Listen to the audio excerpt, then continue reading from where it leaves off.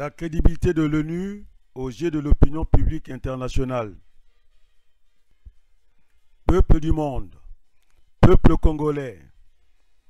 La littérature politique a toujours parlé de l'aide publique au développement que l'Union européenne met à la disposition de l'Afrique. Le FMI est une institution financière de l'ONU. Et pourquoi le FMI ne donne pas l'argent à l'ONU pour organiser le sommet annuel pour la paix en RDC?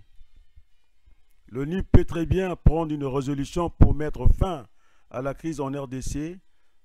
Les sommets annuels de l'ONU pour le règlement de la crise des Grands Lacs devient un fonds de commerce. Comment l'ONU peut demander au Congo d'agir à sa place en RDC? L'ONU doit faire comme l'Union européenne, apporter son aide en Afrique. En France, pour développer le marché des véhicules neufs, l'État accorde une prime à la casse aux acheteurs. C'est malheureux à dire comme ça. Au regard de guerres à répétition au Congo, l'ONU n'a jamais pris une seule résolution en faveur de la paix. Les Congolais, dans la vision de l'ONU, ne sont que des sous-hommes, disons-le, des objets. La désignation de Denis Sassou Nguesso est une prime à la casse. Derrière le pétrole, la morale économique devait permettre un bon vivre au Congo. La réalité derrière le pétrole jonche sur le sol congolais des milliers de morts. Les pays de la SADC et de la Conférence internationale sur la région des Grands Lacs. Il s'agit notamment de la non-interférence dans les affaires intérieures et le non-soutien à des groupes armés actifs en République démocratique du Congo. L'intérêt du président Denis Sassou Nguesso pour les questions de la région des Grands Lacs et son engagement pour faire avancer la paix et la sécurité ont été une fois de plus sollicités par les Nations Unies.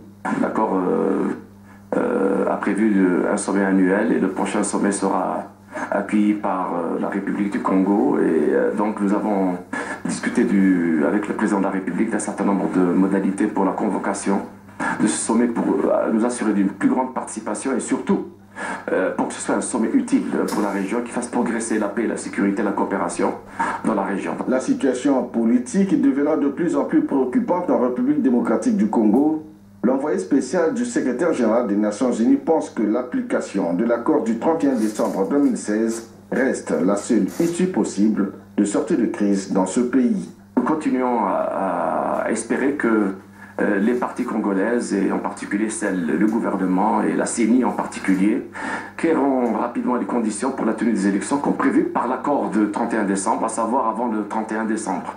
Ainsi, le Congo abritera très prochainement le sommet annuel de la Conférence internationale sur la région des Grands Lacs, sommet qui sera consacré au mécanisme de suivi de l'accord cadre d'Addis Abeba. Au terme d'une mission menée de bout en bout sur le territoire national à l'occasion du deuxième tour des élections législatives du 30 juillet 2017, la délégation des observateurs de l'Union africaine a rencontré ce mercredi le président de la République Denis Sassou Nguesso. Conduite par Django Sissoko, ancien Premier ministre du Mali, cette délégation est venue présenter son rapport au chef de l'État, un rapport assorti des recommandations destiné à améliorer le processus électoral en République du Congo.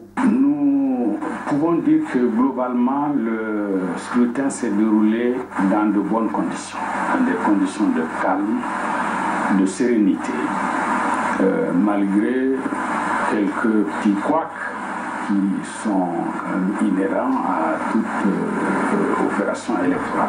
Ces petits couacs ne sont pas de nature à entacher la transparence et la crédibilité du scrutin.